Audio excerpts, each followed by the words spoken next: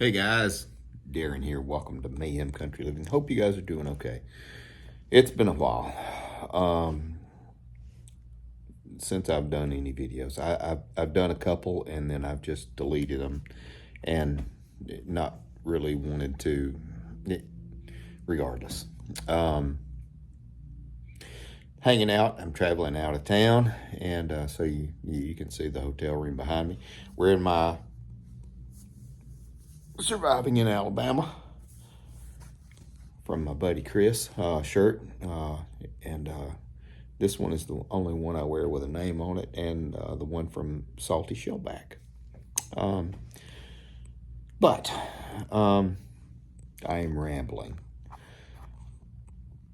20 years after Katrina, Hurricane Katrina,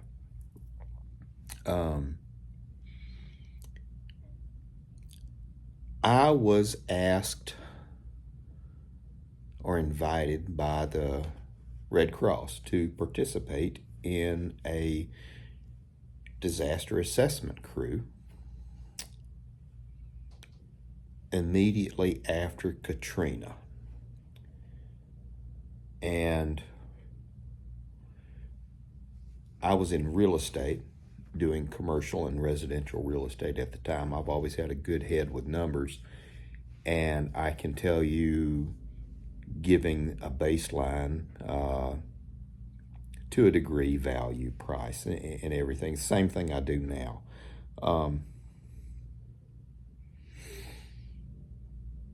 They asked us to go down to Jackson, Mississippi for 10 days. And, we pay for everything ourselves. So 9 people, including myself, went down to Jackson, Mississippi. And we were asked to help the disaster victims, placing them. At that time, the State Fair Arena in Jackson, Mississippi had been cleared out and set aside for us by Mississippi National Guard, who'd just been called over from the sandbox overseas from the first Gulf War, I want to say. Nice young men. I was 36 at the time. I'm 56 now. Now,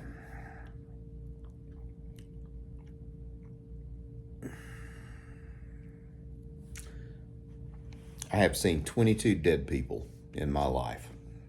I'll say this. Let me preface this video, actually, before I do that.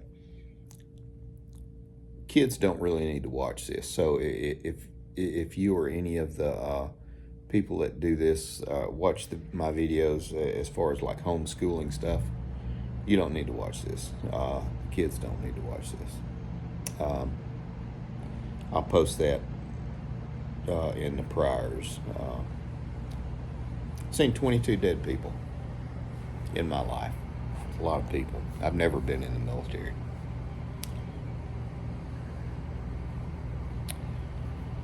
"19 of them were along the Mississippi coast after Katrina. We were not part of a recovery team. This was just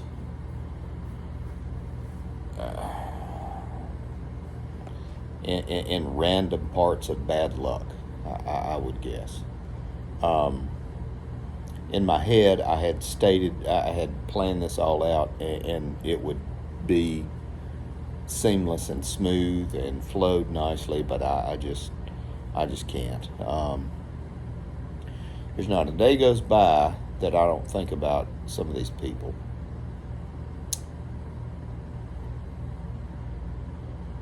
All along the Mississippi coast, everything was destroyed. It was built back very quickly because it was a moneymaker for the general area because of the casinos and stuff like that. That's just the way it was. Um,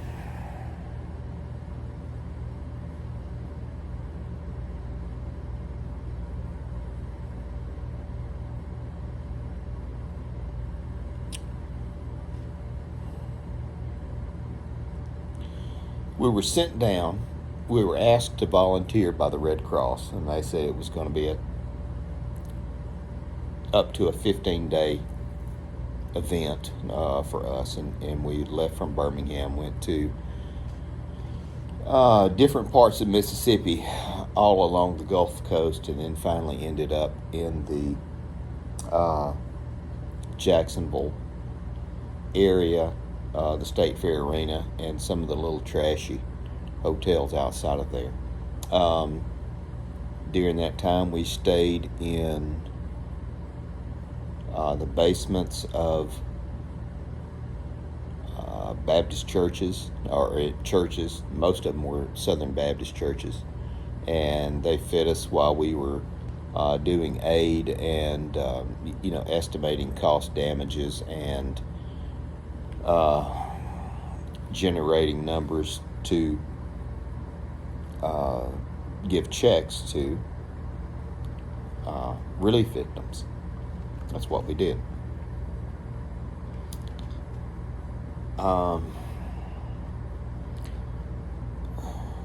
It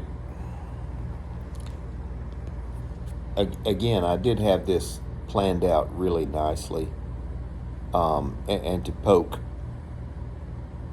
digs at Southern Baptists and all that, but I'm just.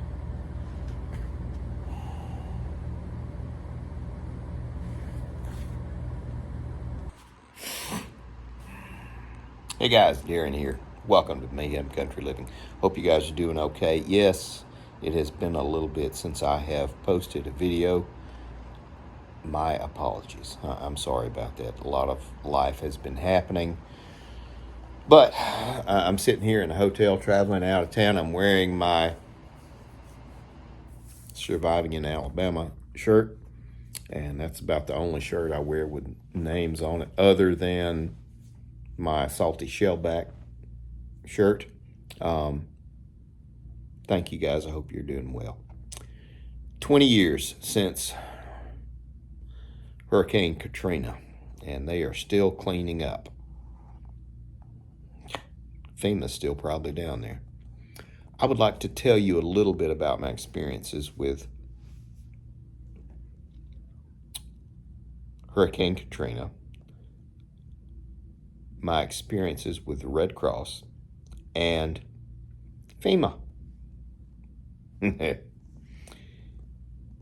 Anyway, at that point, this was 20 years ago. I was 36. I'm 56 now.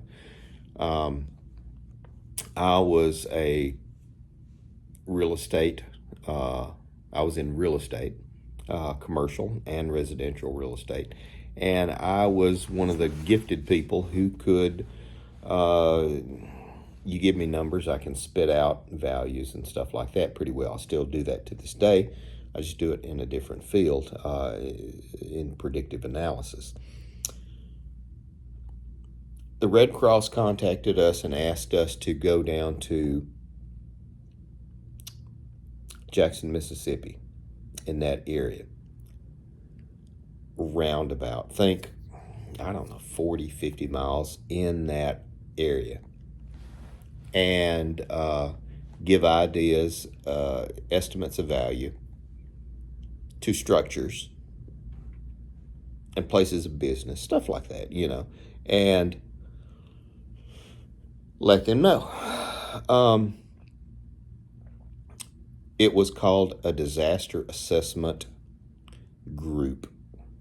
I'm sure at one point I had to sign a waiver or something like that, but I don't have any paperwork or anything like that. So if anyone is doubting, start digging up through, I don't know, Red Cross database 20 years ago.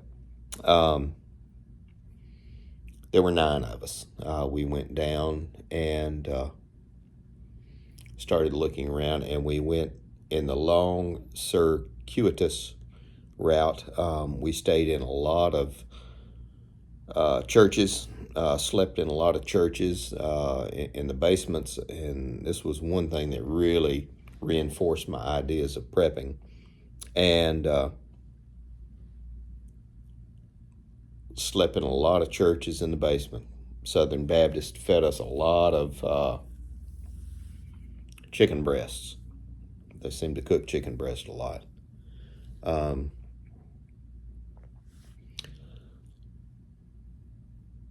We eventually made it after going along the Gulf Coast of Mississippi, not New Orleans. We were not part of a recovery team at that time. But we made a circuitous route, and all of the casinos and everything along the Gulf Coast was in Mississippi was destroyed. It was gone.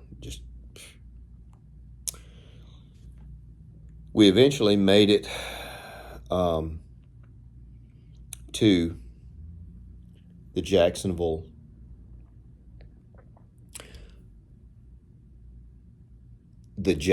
Mississippi State Fair Arena, where they were housing a lot of people that were coming in. They were bringing them in by the busloads.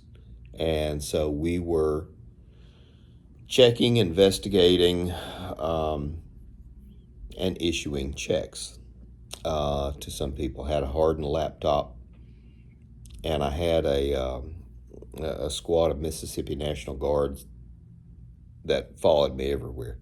They were good young men. They were really good.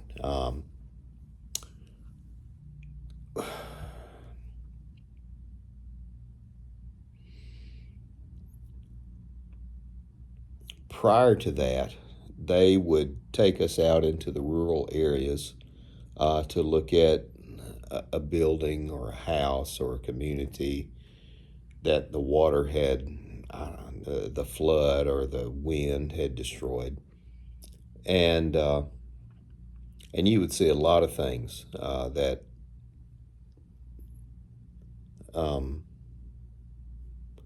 are hard to forget. Let's say that. And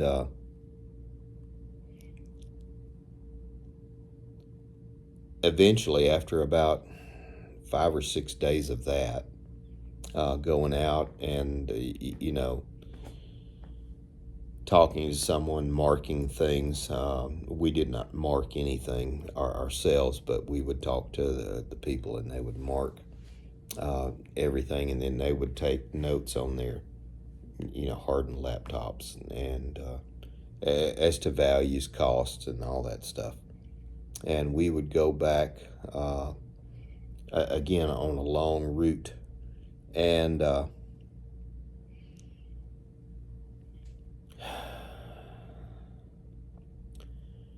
they finally placed us at State Fair Arena, just a crappy little hotel outside of Jackson, Mississippi. And we would go in, and again, we would be guarded by the Mississippi National Guard. And they would watch while we processed people in. I can't tell you how many thousands of people we processed through. You couldn't stay in the arena. That was not the thing. And but they sent people everywhere else. And again, we were under the Red Cross.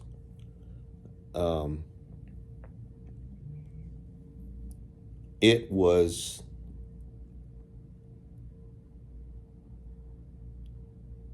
a living nightmare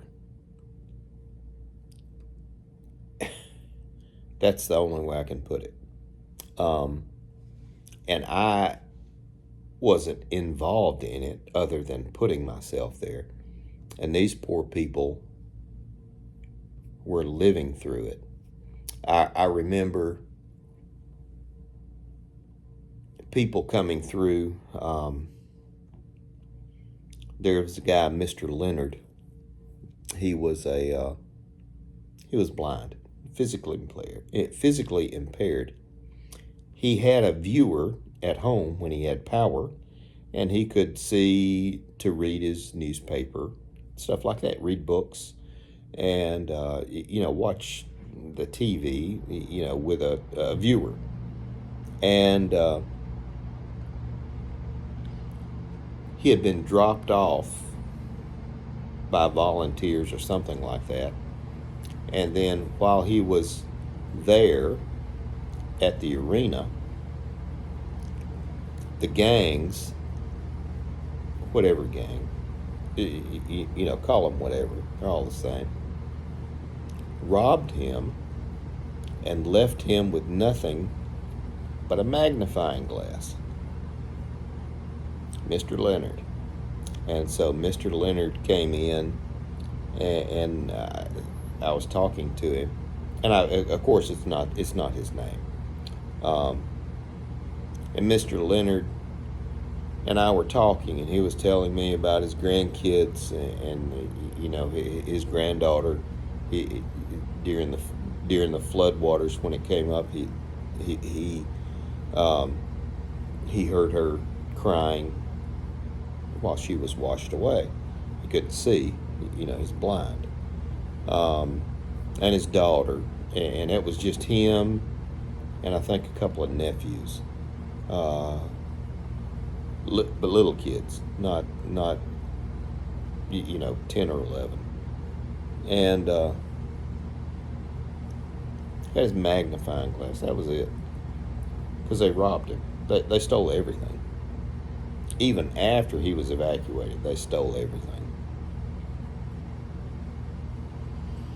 So Mr. Leonard and I, we sat down to fill out the paperwork, and it was odd because he would take that magnifying glass and he would lean down about 2 inches from where he had to sign the papers, and he would write his name, and just to read everything. And it was just, I don't know, whatever the Red Cross crap was at the time. And it was, I don't know, $4,000 that we were giving out.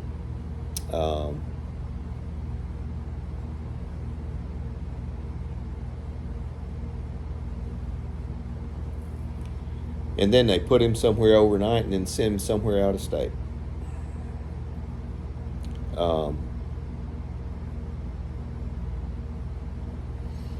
I remember us sitting outside of the nasty hotel.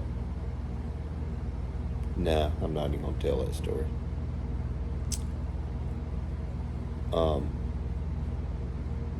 This is a train wreck of a video. I'm sorry, guys. I don't like digging this stuff up.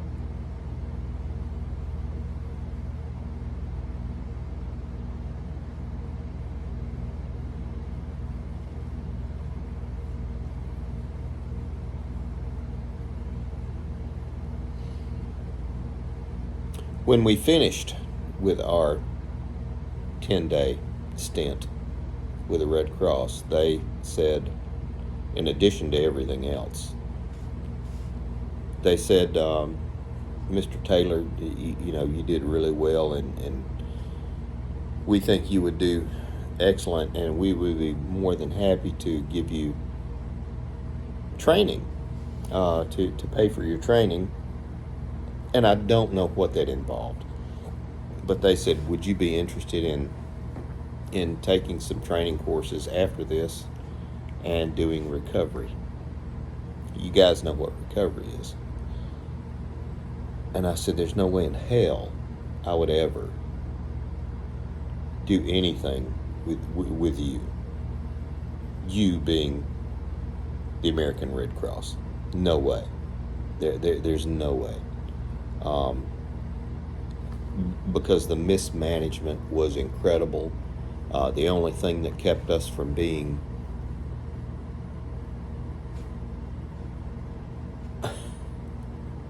attacked was a few of us had brought in guns in our go bags, as well as the National Guard, Mississippi National Guard. And these guys were, like I said, these young guys were good. They were good guys. And they took care of me. I remember, sitting there drinking, from having drank bad or nasty water, um, during all that, sitting there shitting my guts out in a porta potty. One of the guys reaching in and handed me Imodium, in little plastic packets.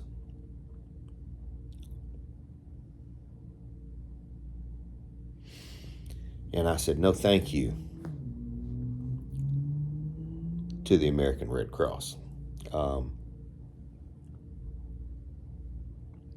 I do not have a great love for them to this day. I just don't. But the kick in the butt, I'll tell you this, and this is going to be a half-hour video, and I'm sorry, I apologize. Nobody's going to watch this video anyway. So, screw it. The 10th day, we'd been sleeping in basements in churches, at the Jackson Fairgrounds, at a pay-by-the-hour hotel that the Red Cross provided for us. Thank you, Red Cross.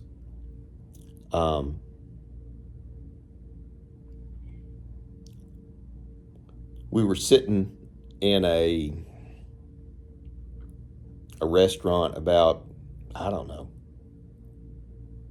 50 miles outside of all of the damage. It had power and water and air conditioning and that kind of stuff. It was still a restaurant. We were sitting there, and I think it was some kind of catfish place or something like that. And we were just sitting there, and everybody stunk because we'd been, hadn't had baths in 2 days, or and you're wearing the same clothes because you pack for 3 days, and they ask you to stay 10. So, and there's no place to wash. And we're sitting there, and we're all kind of shell shocked, and just sitting at a long table, 9, 10, 11 of us, sitting there, just looking at, around. And then in comes FEMA. How about it? They walk in wearing their pressed trousers, their shiny shoes, their golf shirts, and they sit down and they order something and start talking about something. And there was a guy in our group, call him Michael. And Michael got up and went over and started screaming and cussing at these people. They show up in their shiny trucks and their shiny shoes and clothes, no dirt on them anywhere. And we're sitting there stinking dirty. And Michael is just cussing. He's calling them everything.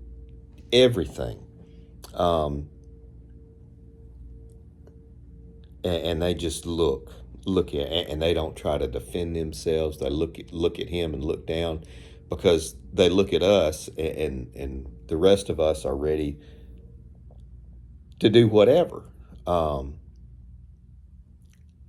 And then Michael walks out of the building and walks to the car. He drove, it was his car. Um, it was like an old Crown Vic, or, not an old Crown, it was, you know. And and then the rest of us, well, that was dinner. That was it for us. So we walked out there, and those of us that were with Michael, we got in the car, and we had two cars, and the other person, we had to drive our own vehicles, by the way, and pay for our own fuel. And the other person got in there. I think it was a Ford Windstar or something at the time, and then we drove back to Birmingham. And that was my experience with Katrina. I will not have anything to do with the Red Cross again. And FEMA is a joke, even to this day. You want to take care of your family and your friends, take care of them yourself. Anyway, guys, that was just my experience, and I'm sure some people will say, "Oh, it's all made up." I don't care. I don't like thinking about it, really. I still have bad dreams. Take care of your people.